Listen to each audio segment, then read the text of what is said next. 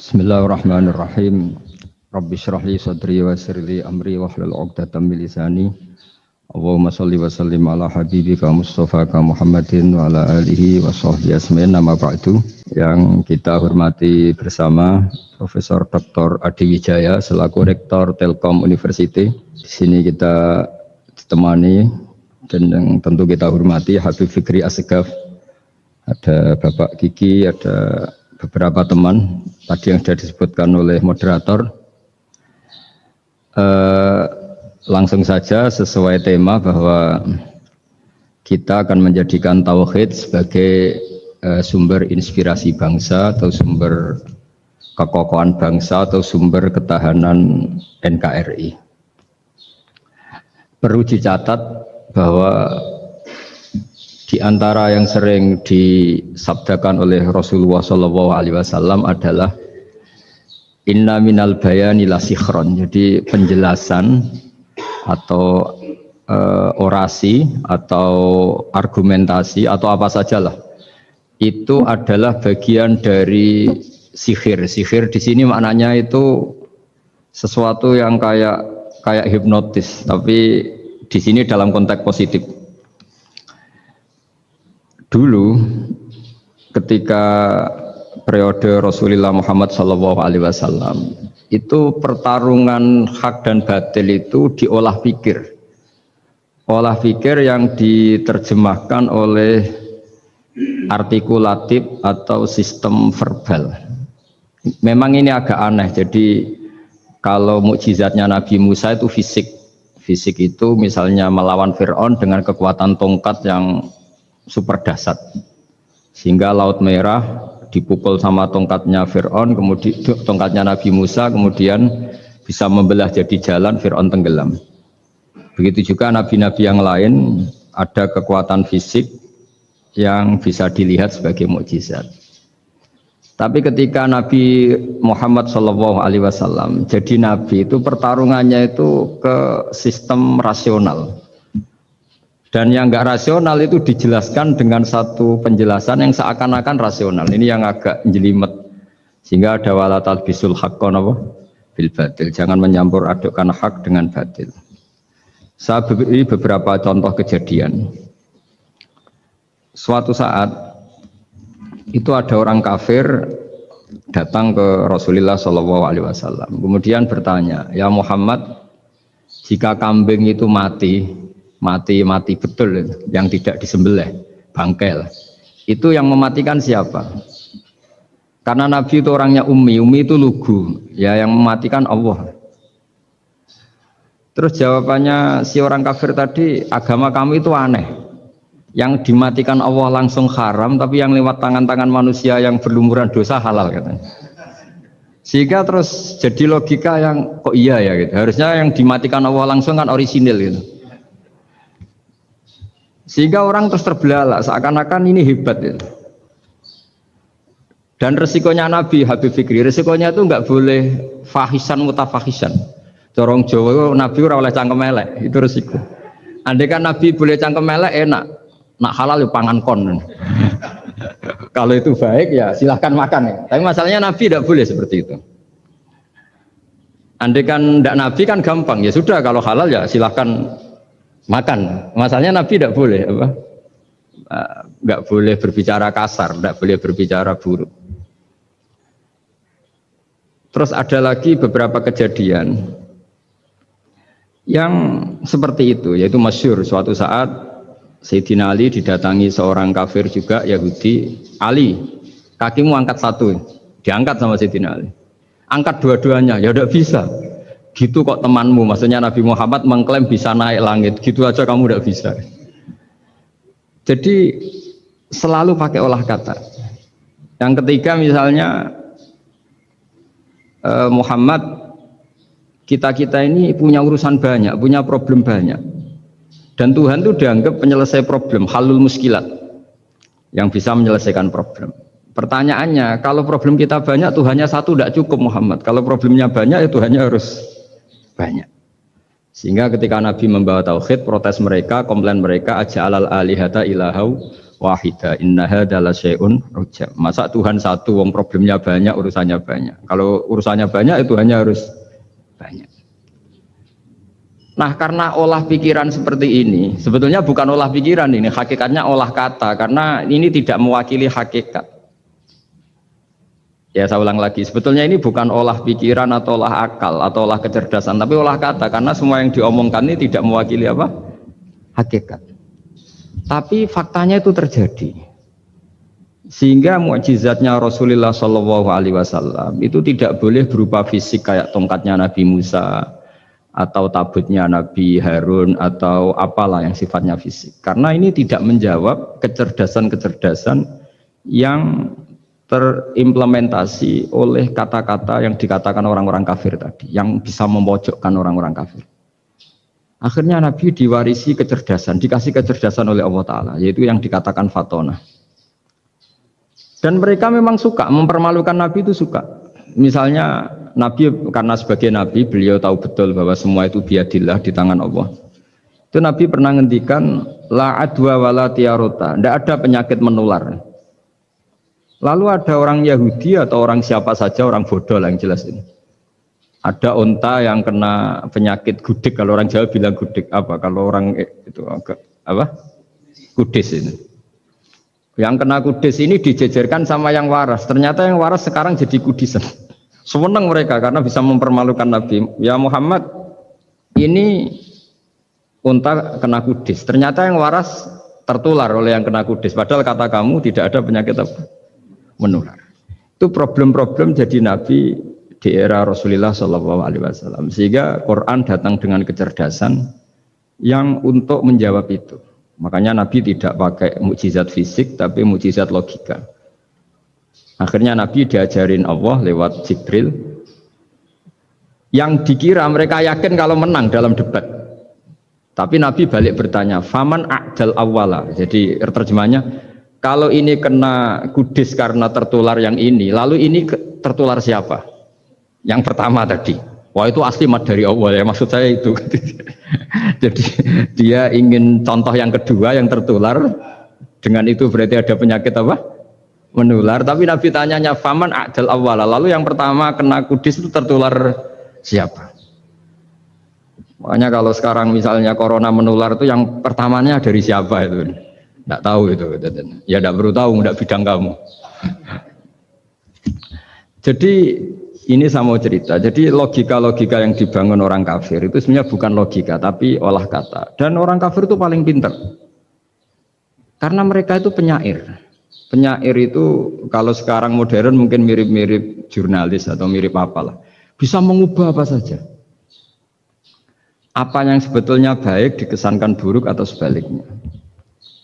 Sehingga ini menyusahkan karena Nabi harus ngendikan hakikat, harus mengatakan sesuatu yang nyata dengan bahasa yang benar, sementara mereka mengatakan kebatilan dengan penjelasan yang baik. Ini ribet kan? Sehingga dalam banyak percekcokan ya, itu susah dicari jalan tengah karena sama-sama mirip, kebenaran ini sama-sama mirip. Jadi misalnya yang masyhur dalam satu peristiwa besar, konflik antara Sayyidina Ali dan Sayyidina Muawiyah, itu konflik yang nggak bisa diedarkan gara-gara kalimat, gara-gara kata-kata. Makanya sekeras-kerasnya pedang atau senjata itu masih keras apa? Kata-kata atau polemik lah atau apalah. Karena sekarang itu agak susah membahasakan. Ketika konflik Ali dan Muawiyah itu ada orang bilang, ya sudah, nahkum bi kitabillah. Sudah sekarang kita kembali ke kitabillah. Itu mereka megang mushaf. Mushaf ini yang saya pegang namanya mushaf. Seakan-akan itu benar karena orang Islam harus kembali kepada kitabullah. Pertanyaannya lalu Ali kata Ali, fadorobal mushafa biyadihi. Sayyidina Ali nepuk mushaf ini keras sekali.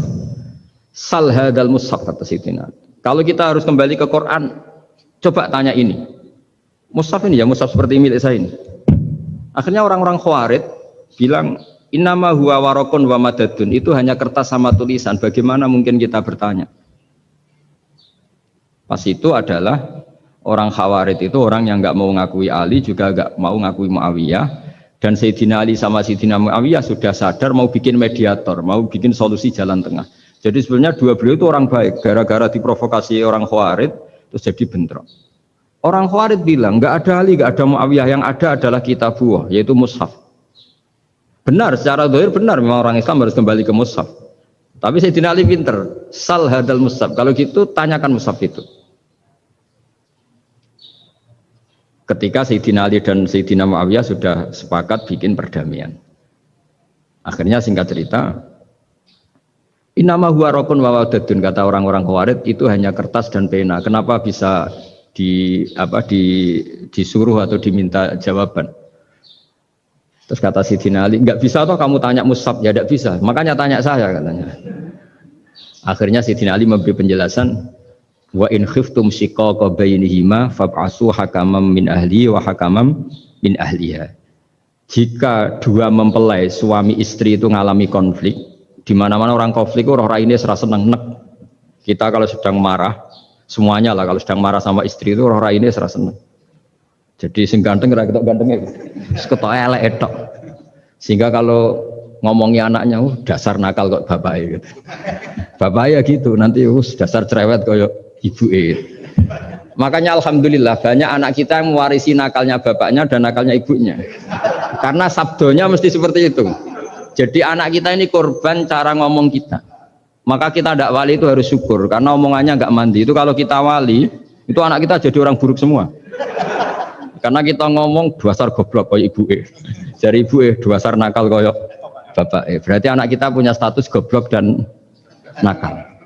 Tapi alhamdulillah yang ngomong itu tidak wali sehingga diabaikan saja sama Allah. Gak penting. Ngomongannya orang tidak wali itu tidak penting. Makanya tidak wali itu tetap punya sisi positif. Kalau ngomong tidak ngefek. Tapi kalau wali itu direspon sama Allah. Langsung ya. Tapi kalau wali ya tidak ngomong gitu. Tapi. Jadi kalau orang nggak suka itu nggak boleh ketemu. Karena tambah benci. Sehingga butuh mediator. Itu sudah. Ini termasuk ilmu psikologi Quran. Kalau orang sedang tidak cocok itu nggak boleh ketemu. Pakai apa? Mediator. Jika suami istri sedang konflik, itu sebaiknya, seharusnya atau sayugyanya itu kirim mediator. Fab'atsu hakaman min ahli wa hakaman min ahliha.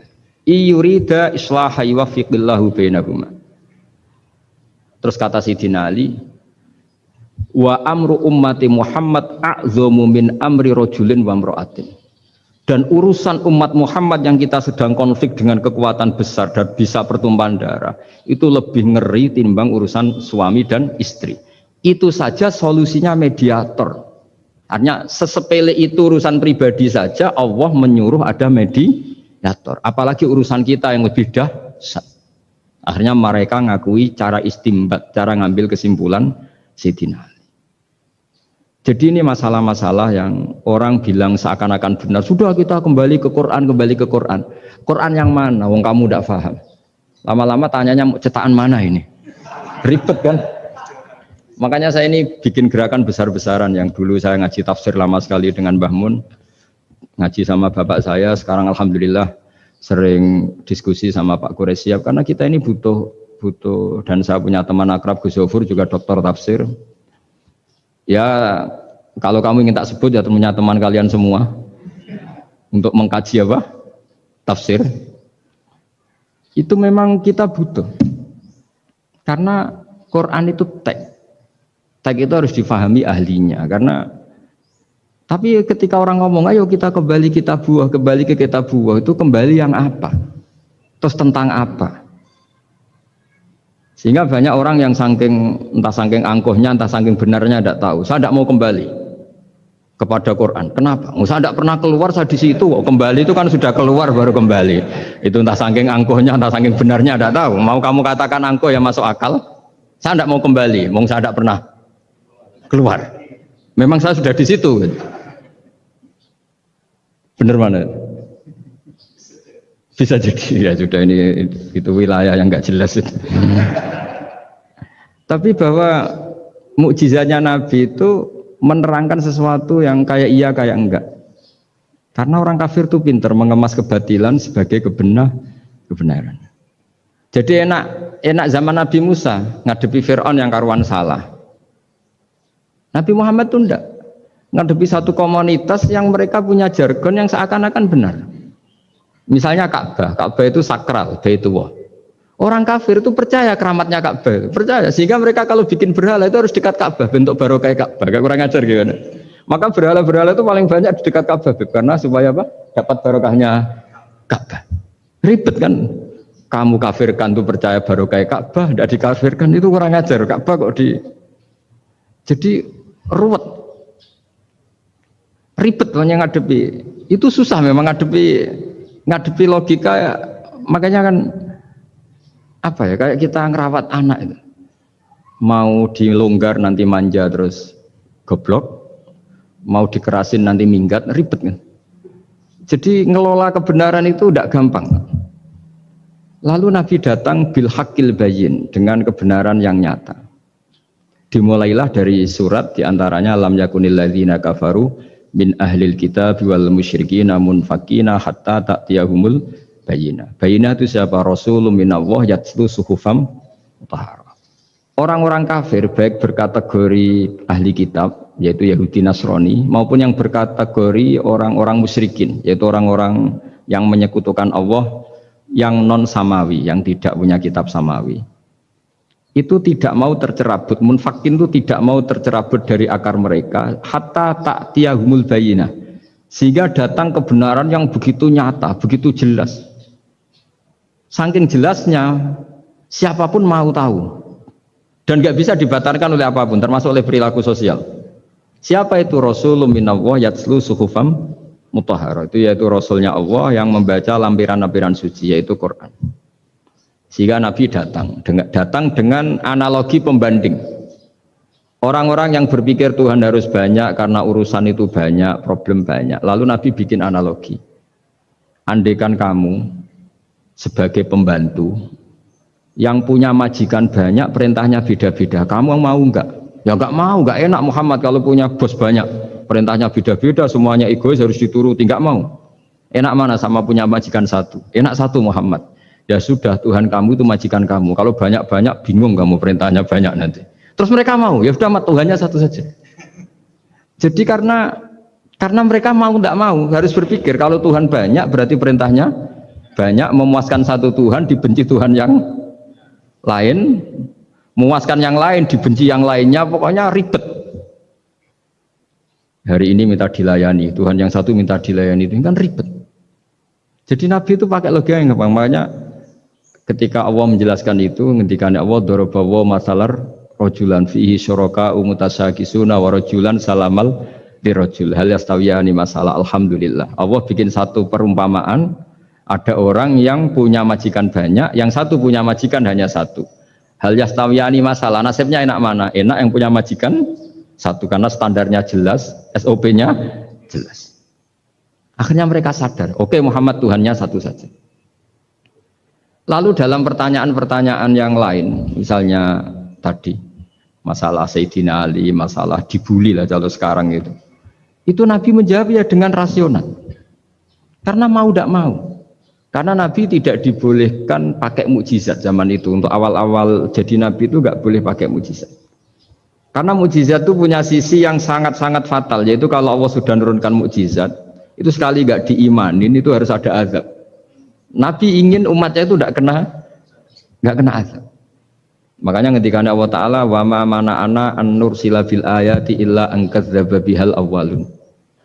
Cara terjemahan bebasnya gini, Muhammad, saya tidak ngasih mukjizat kamu kayak Nabi Musa, kayak nabi-nabi sebelum kamu yang berupa fisik. Itu problemnya satu, sekali saya menurunkan mukjizat, tren umumnya ini didustakan. Ketika didustakan, saya punya alasan menyiksa, wong sudah tak perlihatkan sebegitu jelas kok tetap didustakan. Maka sekali saya menurunkan mukjizat, kata Allah, wa ma nursilu bil ayati illa takhwifa. Saya memberikan satu ayat itu hanya warning, hanya peringatan bahwa ini akan ada bahaya azab. Sehingga karena pilihannya itu Nabi milih gak ada mukjizat yang seperti nabi-nabi sebelumnya. Milih mukjizat yang ilmiah, yaitu Al-Qur'an yang kita warisi sampai sekarang. Alhamdulillah. Karena kata ulama-ulama, nah ini pentingnya penjelasan. Andaikan mukjizat kita itu hanya tongkat, maka hanya ada di museum. Kita lihat tongkatnya Nabi Musa, mungkin klaimnya ada di Turki. Mukjizat tabut kita lihat lagi di Ya di manalah tempat di museum apa. Tapi kalau mukjizatnya Al-Quran, itu umatnya Nabi akan merasakan nikmatnya ila yaumil kiamah. Misalnya kita dalam bersuami istri atau dalam berkeluarga atau dalam bermasyarakat. Itu Quran kalau nasihati kita gampang sekali. Misalnya wa ashiruhunna bil ma'ruf fa in karihtumuhunna fa asa an takrahu syai'a wa yaj'alallahu fi khairan katsira. Sudahlah kalau sama istri itu yang baik. Jika ada watak istri yang kamu nggak suka, dalam ketidaksukaan kamu itu ada kebaikan yang banyak. Kamu nggak suka karena kalau istri kamu sering marah, kamu nggak suka. Sukanya yang senyum. Tapi kalau senyum terus sama orang lain juga senyum, ribet kan kamu. Jadi sudah anggap saja ada hikmahnya. Semua itu ada hikmahnya. Kalau istri kamu marah tidak kelihatan marahnya, dipendam, itu enggak ekspresif. Cara akting sinetron enggak masuk itu. Tapi kalau marah kelihatan marahnya itu ekspresif, itu kecerdasan, itu Pak. Bisa menumpahkan keinginan. Oh itu bagus ini. Jadi disuruh lihat sisi apa? Positif. Imam Syafi'i itu pernah ketemu seseorang yang di depan beliau cium tangan hormat. Suatu saat dikasih tahu sama santrinya yang lain. Orang yang mencium kamu, wahai Imam Syafi'i, itu di belakang ngerasani kamu, bully kamu. Kata Imam Syafi'i, baguslah. Kenapa? Berarti saya wibawa, di depan saya tidak berani. Jadi enteng saja.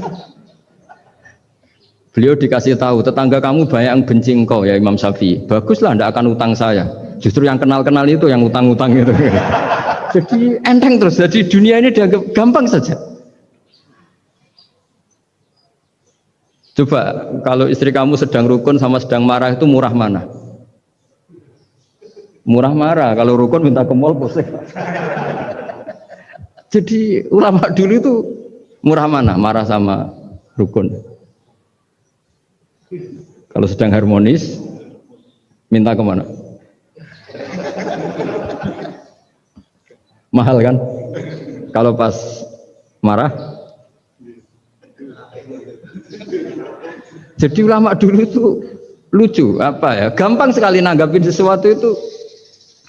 Imam Abu Hanifah itu kalau ketemu yang utang beliau itu dia yang sembunyi karena malu. Kalau kita kan enggak, yang sembunyi yang utang. Kalau Abu Hanifah enggak, yang sembunyi itu Abu Hanifah. Kasihan dia malu kalau ketemu saya, kan masih punya utang saya. Itu kalau kamu ingin jadi wali itu gitu. Kalau ketemu yang utang kamu yang lari. Itu bisa bank tutup karena yang lari yang ngutangin. Dalam cerita-cerita wali itu unik-unik. Rabi'ah Adawiyah itu pernah kemalingan, itu beliau sembunyi. Malingnya nyari apa, dia sembunyi. Habis itu ditanya, kenapa engkau sembunyi? Sama lu sama malingnya, karena rumah saya nggak ada yang bisa dimaling karena enggak punya apa-apa. Jadi ini kalau berpikir rasional kan ada Habib Fikri bahasa rasional. Ini tak latih berpikir yang agak rasional. Nah, Nabi itu diutus dalam kondisi masyarakat yang rasional. Sehingga repot. Dan yang tidak rasional itu punya kecakapan olah kata sehingga seakan-akan rasional. Makanya ada kalimat terkenal di kalangan ulama, kalimatu haqqin urida biyal batil. Omongannya benar, tapi maksudnya tidak benar. Kayak tadi, la hukma illa lillah. Tidak ada hukum kecuali yang ada di Quran. Tidak ada hukum kecuali yang diturunkan Allah. Pertanyaannya, apa itu? Ya Quran. Lah iya apa? Makanya kata Sidina Ali, ya sudah, sal hadal mushaf, tanya mushaf kamu. Wah ya tidak bisa, itu kan hanya kertas sama tulisan. Makanya tanya ulama, kata Sidina Ali. Nah Quran itu bal huwa ayatum bayinatun fi suduril ladzina utul ilm. Quran itu begitu jelas sebagai solusi, tapi di hatinya orang yang punya ilmu. Sehingga kemudian lahir beberapa generasi tauhid. Yang paling masyhur dimulai tauhid itu yang masyhur ya, itu adalah ketika ada orang namanya Muhammad bin Jubair bin Mut'im. Itu bapaknya Muhammad ini namanya Jubair bin Mut'im. Itu dia orang kafir, masih kafir. Dia datang ke Madinah itu untuk negosiasi tawanan perang Badar. Dulu beberapa orang yang negosiasi sama Nabi itu ya nunggu di masjid. Singkat cerita, Nabi sholat maghrib baca surat Wattur wa kitabim mastur fi raqim mansur wal baitil ma'mur was saqfu fil marfu wal bahril masyur. Terus dia dengerin sampai Allah tanya, am khuliqu min ghairi syai'in. kalau kamu tidak ngakui saya sebagai Tuhan, kata Allah, silahkan Anda berpikir bahwa alam raya ini dimulai dari ketiadaan. Atau kamu sendiri merasa sebagai pencipta alam raya ini, pencipta langit dan bumi. Itu namanya am khalaqus samawati wal ard. Itu orang itu disebut dahiyatul Arab, orang paling cerdas di Arab. Itu dia bingung. Dia selamanya kafir. Cara berpikir menuhankan berhala, Lata, Uzza, pokoknya menuhankan makhluk lah. Terus dia mikir, Muhammad ini kacau ya. Akal saya dihabisin, kata dia. Jadi cara berpikir dia pakai akal, dia tidak percaya mukjizatnya Quran, tapi dia bilang Muhammad ini kacau, akal saya dihabisin. Akhirnya Nabi setelah salam dia menyatakan Islam. Karena kata dia, Muhammad, akal saya habis oleh apa yang kamu baca. Nah ini saya mau menerangkan tauhid sebagai inspirasi. Yaitu logikanya gini, langit bumi ini kan wujud itu punya eksistensi. Kalau langit bumi ini wujud, alam raya ini nyata, lalu kamu mengatakan sebelum alam raya ini ketiadaan, berarti ada satu kesimpulan ketiadaan menciptakan yang ada. Itu malah gendeng bareng. Logikanya kan nggak kena. Al-adamu yakhluqu maujudan, sesuatu yang nggak ada menyebabkan atau menjadikan sesuatu yang ada.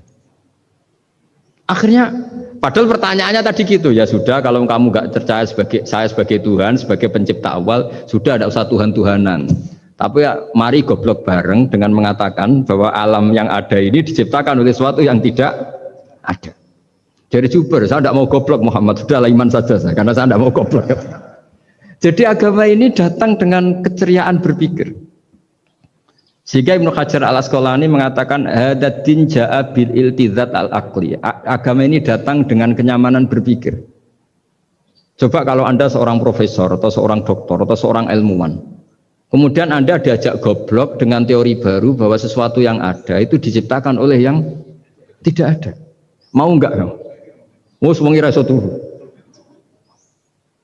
Diajarin sesuatu yang ada diciptakan oleh yang tidak ada.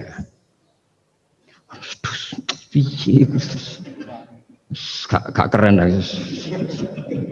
Gak boleh sudah. Jadi tauhid itu.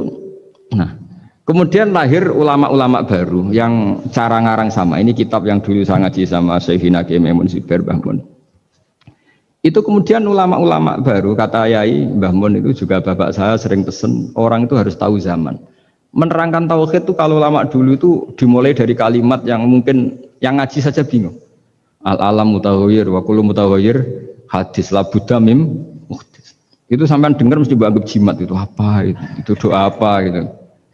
Doa jalbur rizki apa gitu. Padahal itu logika.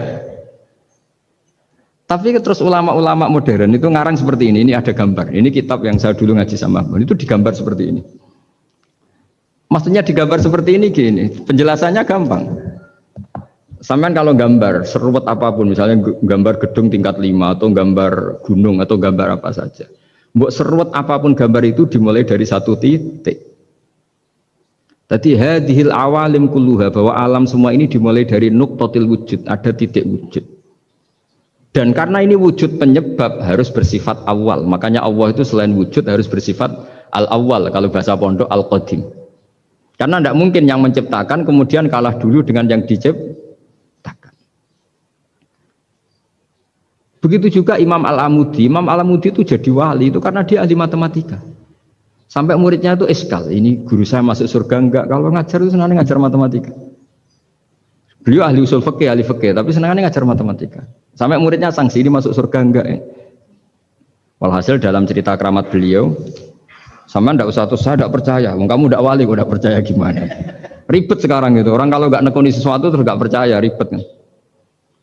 Itu beliau masuk surga itu dijamin dapat surga itu karena ngajar matematika. Tapi di hati beliau hanya satu, matematika adalah satu ilmu yang dimulai dari angka 1. 0, itu tetap dimulai dari 1, nggak bisa. Akhirnya beliau cerita, angka 2 atau 3 nisbatul wahid wal isnaini ila mi'ah wa ila ma la nihayatallah, semuanya sama, nisbatul far'i ilal asli, kata beliau. Mbok angka 2, 3, 1000 sampai 1 miliar itu perbandingannya dengan angka 1 apa hubungannya? Al-far'i ma'al asli, yaitu angka 23 adalah cabang dari angka 1. Jadi alam raya sebanyak apapun, ada galaksi, ada Mars, ada apa saja, tetap dimulai dari wujud yang 1, yaitu wujudnya Allah Subhanahu wa ta'ala. Jadi beliau menjadikan matematika sebagai alat perangkat untuk tahu tauhid, bahwa alam raya ini dimulai dari al-wujudul wahid, wujud yang 1. Makanya kul huwallahu ahad, Allahus somad, lam yalid walam yulad, dan seterusnya. Nah, makanya ketika orang menyoal hukum adat yang menipu kita, adat itu sunnatullah yang kita lihat, itu Quran mesti mengembalikan wahwaladzi yabda'ul khalqa tsumma yu'idu wa huwa ahwanu alaih. Sebagian di surat Yasin diterangkan ansa'aha awwala marrah. Ketika kita lama sekali, namanya manusia itu lahir dari seorang bapak dan ibu, ini lama sekali. Yang namanya telur itu lama sekali lahir dari ayam, keluar dari ayam. Yang namanya pohon besar itu mesti dari biji yang kecil. Karena lama itu terjadi, seakan-akan kita ngomong, kita berkeyakinan, tahu-tahu ada pohon besar itu muhal. Tahu-tahu ada manusia ini muhal. Makanya ketika ada figur yang bernama Isa bin Maryam, itu orang kafir Yahudi, itu menolak. Bagaimana mungkin ada manusia tanpa bapak? Oke, itu menyalahi prosedur lazim, protap lazim. Tapi kata Allah gimana? Inna masalah Isa indallahi kamasali Adam. Kalau Isa mohal karena tanpa bapak, harusnya Adam lebih mohal karena tanpa bapak, tanpa ibu. Jadi artinya apa? Allah tetap mengingatkan bahwa kudroh saya yang pertama itu menjadikan semuanya mungkin tanpa perangkat adat. Maka kitab ini yang saya baca ini, milik Sayyid Husain Afandi ini, itu menjelaskan bahwa hukum adat itu menipu. Saya ulang lagi, hukum adat itu menipu. Ketika ayam mengeluarkan telur, telur kemudian menjadi ayam lagi. Terus kita berdebat, telur sama ayam dulu mana? Menurut Anda milih mana? Milih apa? Telur. Kalau ini, yang kubu sebelah ini. Ayam apa telur? Telur. Ayam. Ayam lahir dari. Nah, pertanyaannya begini kalau menurut tauhid. Ketika lazim kalau telur itu nanti suatu saat jadi ayam, terus ayam kemudian lazim mengeluarkan telur. Ketika Anda mengatakan mungkin kontribusi Anda terhadap kemungkinan itu apa? Kan sama, Anda tidak ikut menciptakan.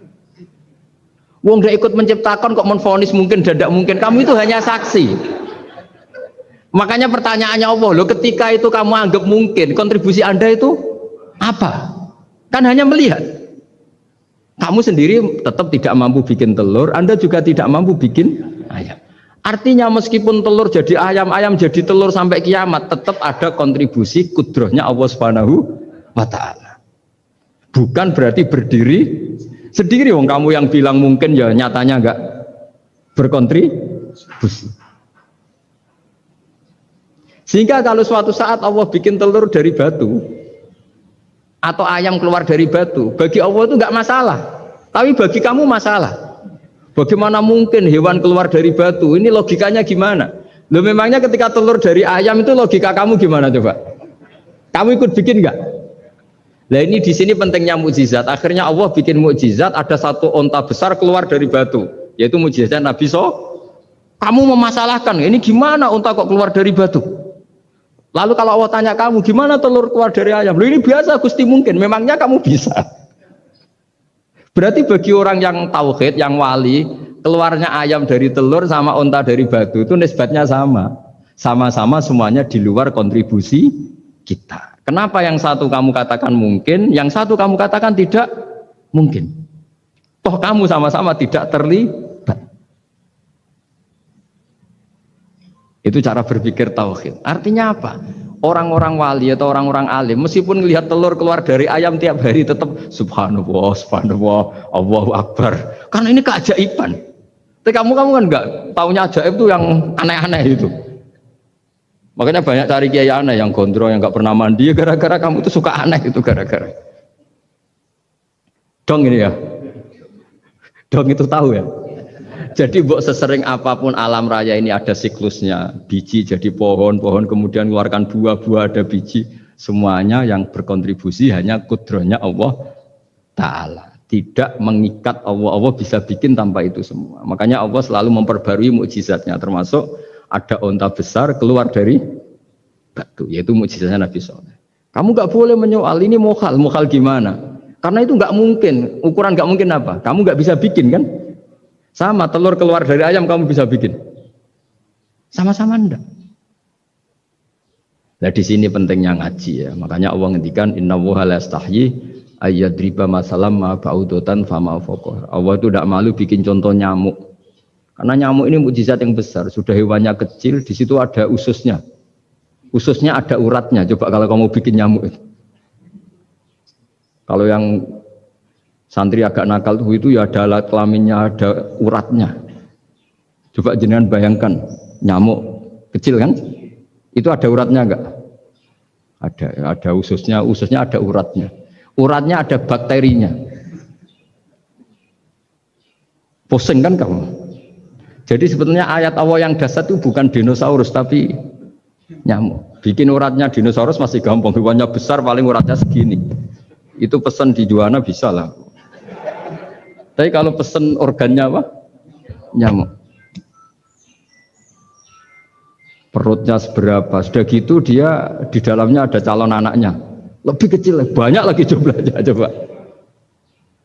Nah ini agama ini datang dengan akal. Jadi kelihatan ada mukjizatnya Quran karena menyontohkan nyamuk. Dan kelihatan mukjizat kalau dijelaskan pakai logika. Yaitu kayak apa susahnya bikin nyamuk. Sudah kecil, ada organnya ada uratnya ada kumannya ada uratnya. Pusing enggak? Makanya tidak ada kampus yang siap memaklumatkan diri sanggup bikin nyamuk. Karena ya enggak sanggup tadi. Lah itu mukjizatnya Quran. Jadi agama ini ketika ulama-ulama ja'a bil iltizazil aqli. Agama ini datang dengan kenyamanan berpikir. Makanya kita nanti kalau mau mati itu yang seneng saja. Kita tidak tahu caranya hidup, tahu-tahu lahir, tahu-tahu hidup, tahu-tahu punya hutang, tahu-tahu banyak masalah, tidak tahu kita. Nanti kalau mati juga gitu, nggak ingin mati, tahu-tahu mati. Nanti nggak tahu-tahu bangkit. Makanya sudah alaiha nahya wa alaiha namut wa biha nubasu insyaallah taala minal. Makanya kata Sidina Ali kalau ada orang susah hidup, kamu lahir keinginan kamu apa keinginan Allah? Ya keinginan Allah. Kamu mati, misalnya orang frustasi ingin mati, ya tidak bisa mati. Kalau Allah tidak menghendaki, ya tidak mati. Ya sudah, zaman kita hidup ya tidak bisa mengelola kehidupan ini, ya sudah. Kalau mati juga tidak bisa mengelola kematian ini.